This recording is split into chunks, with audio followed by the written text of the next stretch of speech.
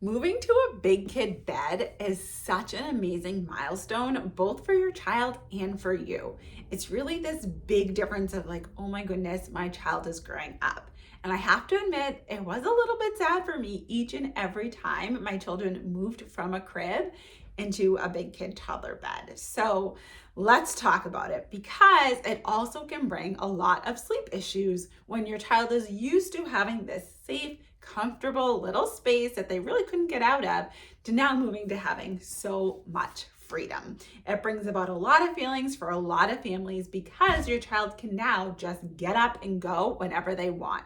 And that can be really, really frustrating for you if you were used to just popping your child into their crib, walking out, and them staying there for the duration of the night. So the first thing that we want to think about is, are they actually ready to be sleeping in a bed? I do not recommend making this change any earlier than the age of 2.5. Ideally as close to 3 as you possibly can, because before that, cognitively, they're just not ready to make that change.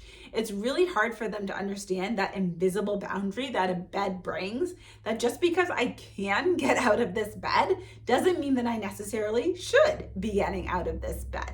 So we want them developmentally ready to be able to understand why they need to stay in the bed and to actually do it, to actually stay there. And then to be able to understand that if I don't stay in the bed, this is what is going to happen. Any younger than that, they're just not going to get it. And it is possible to do, but it's definitely going to take longer for them to be able to do it. So once we have established, yes, they are at least 2.5, 3 years old, we're ready to make that transition.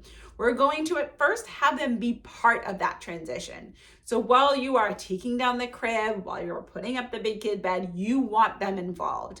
Ideally, you want to do this early in the morning when you're physically like moving the bed. So as soon as they wake up, you can let them know today is the day you're going to get a big kid bed. It's going to be so fun and exciting.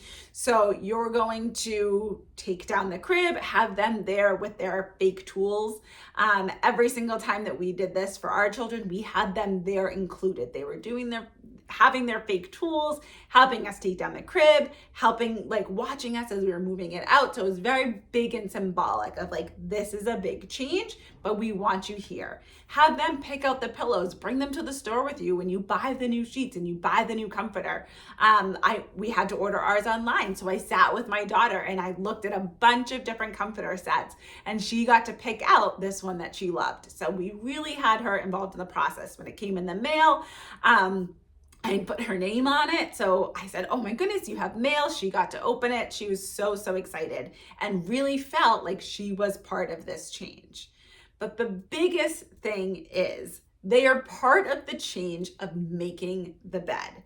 Once bedtime comes, there is no change. We really don't mention the bed at all because we want them to do the same way and react the same way that they always have at bedtime.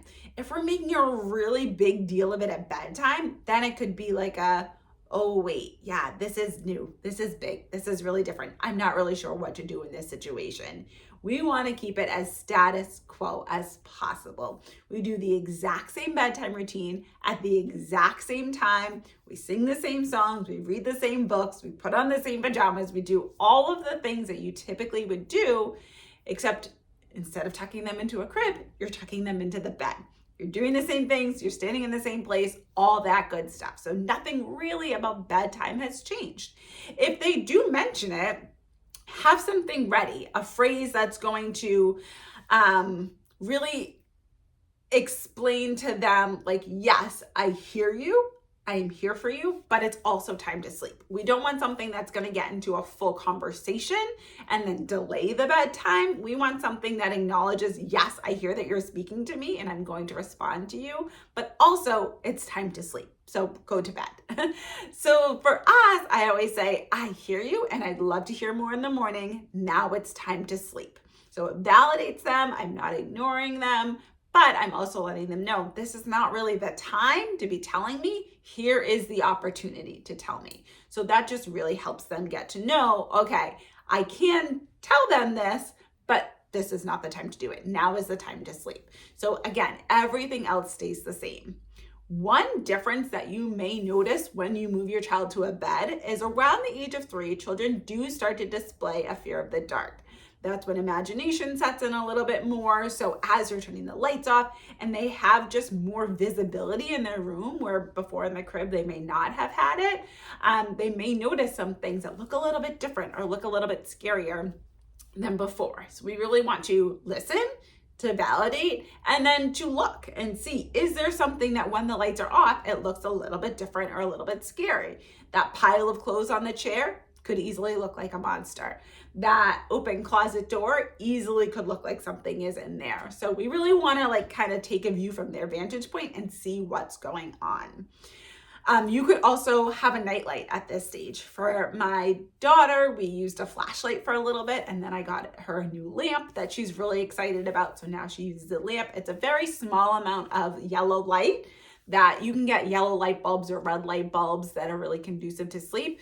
Have a lamp that they're excited about to be in their room and leave that on for the duration of the night, but have the lights off. So we have to have these boundaries, but then there's also things that we can do to help them feel more comfortable in their beds. So there are so many additional strategies that it would just make this video way too long about what to do when they are coming out of their bed, what to do if they are protesting. So all you have to do is go to the description below. There is going to be a link to a Good Night Preschooler program, and it's going to explain all about step by step, night by night, exactly what to do to help your child stay in their bed for the duration of the night, just like they used to in their crib. There's a lot more that goes into it at this age because they can physically get out and wander around their room or around the house. They have a lot more vocabulary, so they can really explain things to you differently or really tug at those heartstrings when they're using their words. So there's going to have to be different strategies that we use when we're sleep training a child in a bed than when you're sleep training a 4-month-old in a crib. So if you want more information on that, then just go below to the description, click that link, and it's going to give you all the info on that course. It's a DIY course. It takes about 2 weeks to complete it, typically a little bit shorter, but it really gives you the boundaries, the things to say, what to do, where to stand to help your child be able to be tucked in at night. You walk out of the room, them fall asleep independently, and then stay in their room until you decide it's morning. So again, click the link below. And then tell me, how did you transition your child to a toddler bed? Are you thinking about doing it or out of the crib into the toddler bed? Are you thinking about doing it now, or is this a step that you've already done and it didn't go that great? I can't wait to hear your stories, and I will see you all in the next video.